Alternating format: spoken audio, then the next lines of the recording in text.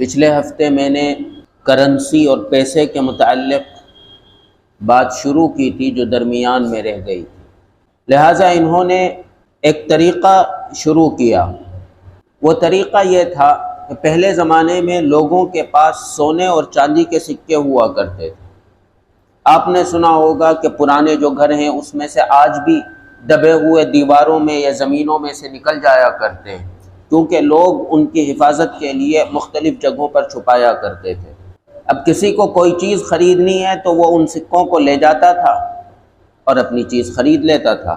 تو انہوں نے جیسے سونار ہمارے ہاں ہوتے ہیں اس طریقے سے دکانیں بنائیں، اور دکانیں بنانے کے بعد لوگوں سے یہ کہا کہ آپ اپنے سونے اور چاندی کی حفاظت کی طرف سے پریشان رہتے ہیں، لہٰذا آپ ان کو یہاں ہمارے پاس رکھ دیا کریں، ہم اس کی حفاظت کریں گے، اور جب آپ کو کوئی چیز خریدنی ہو تو ہمارے سے اپنا مال لے جایا کریں۔ اور وہ ایک رسید ان کو لکھ کر دے دیا کرتے تھے۔ کسی نے 100 سونے کے سکے رکھوائے، انہوں نے رسید پہ لکھا آپ کا نام، 100 سونے کے سکے، ان کا وزن، اور آپ کو دے دیا کہ یہ آپ کی امانت یہاں محفوظ ہے، جب آپ کو ان کی ضرورت ہو آپ یہ رسید لائیے گا اور یہ لے جائیے گا۔ اب اس میں ہوا یہ کہ کچھ دنوں کے اندر یہ لوگ بڑے مشہور ہوئے اور لوگوں نے بہت ان کے پاس مال رکھوانا شروع کر دیا۔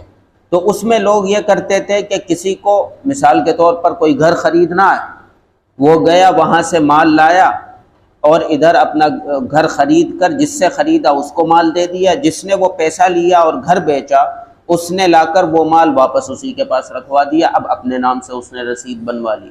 تو انہوں نے کہا کہ بھئی یہ کام بھی بڑا لمبا ہے، آپ ایک کام کرو کہ یہ رسید جو آدمی بھی لے آئے گا اس کے پیسے ہمارے پاس موجود ہیں، ہم اس کو وہ پیسہ دے دیں گے جب وہ چاہے گا، لہٰذا آپ کو کوئی چیز خریدنی ہے تو اسی رسید سے خرید لو۔ اب وہ رسید گھومنے لگی، وہی رسید ہے جو آپ کی جیب میں آج نوٹ کی شکل میں ہے۔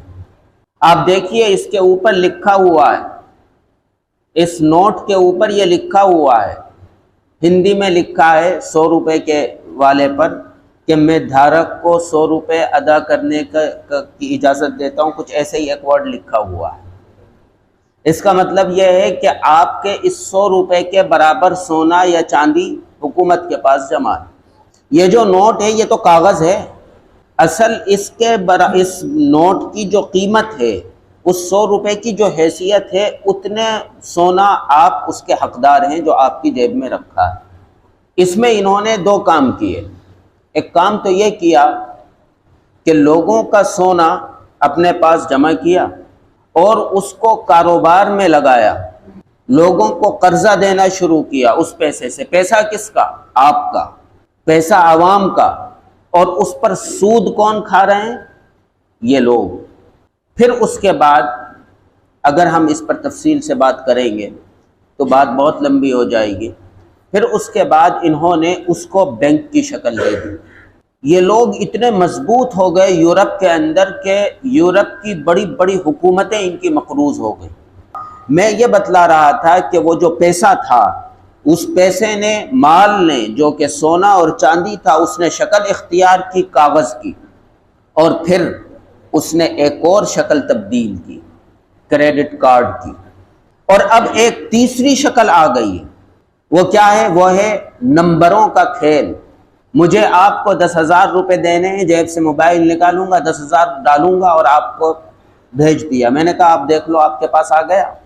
نہ میں نے آپ کو مال دیا نہ آپ نے مجھ سے مال لیا، میں نے نمبر بھیج دیا، آپ نے نمبر دیکھ لیا، آپ مطمئن ہو گئے۔ اب یہ جو نمبروں کا کھیل ہے اس میں مال کہاں ہے کسی کے پاس کوئی مال؟ یہ خالی نمبر ہیں، میں نے دکھا دیے، آپ نے دیکھ لیے۔ اب جب یہ نمبروں کا کھیل شروع ہو گیا، یہ نمبر چلتے کہاں سے ہیں؟ بینک سے۔ بینک کی طرف سے میسج آ جائے گا آپ کے اکاؤنٹ میں اتنے آ گئے، ایسے ہی ہے نا؟ اس کا مطلب یہ ہوا کہ آپ اپنے گھر کے مالک ہیں اور آپ اپنا گھر اپنی مرضی سے نہیں بیچ سکتے۔ مثال دے دوں، کھتولی کے اندر مثال کے طور پر آپ اپنا گھر بیچنا چاہتے ہیں تو وہاں کے سرکل ریٹ کچھ اور ہوتے ہیں اور بیچنے والے ریٹ کچھ اور ہوتے ہیں، ایسا ہے یا نہیں ہے؟ لہٰذا آپ بینک کے اندر جس کو بیچیں گے اس سے اتنا ہی پیسہ لے سکتے ہیں جتنا پیسہ سرکل ریٹ کے حساب سے بن رہا ہوگا، اس سے زائد میں اگر آپ نے بیچا ہے آپ اسے بینک اکاؤنٹ میں نہیں لے سکتے۔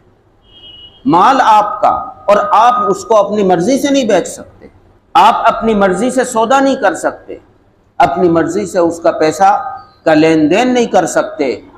آپ ان چیزوں سے اندازہ کریے کہ آپ سب کے سب ان کے کنٹرول میں ہیں، وہ جیسا چاہیں گے آپ کو ویسے چلنا پڑے گا۔ پھر دوسری بات، جب بینک کے اندر آپ کا پیسہ پڑا ہوا ہے، اور میں کہتا ہوں کروڑوں روپیہ پڑا ہوا ہے، جب حکومت چاہے آپ کو زمین پر لے آئے، آپ کا بینک اکاؤنٹ بند کر دے، اب آپ اپنے اس پیسے کا کوئی فائدہ اس سے نہیں لے سکتے۔ سمجھ رہے ہیں آپ؟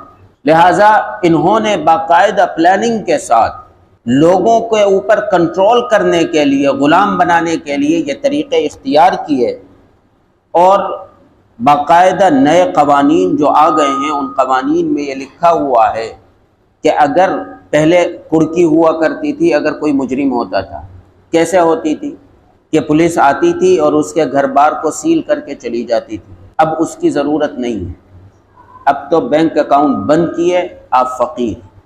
آپ کے پاس اگر کوئی چیز ہے، آنے والا وقت بار بار آپ کے وزیر اعظم یہ کہتے ہیں کہ کیش لیس انڈیا، پیسے کے بغیر انڈیا، سارا کام کہاں سے کرو؟ موبائل سے کرو، آپ کو جیب میں پیسہ رکھنے کی ضرورت نہیں۔ جس دن یہ ہو گیا اس دن آپ فقیر جب چاہیں بنا دیے جائیں گے۔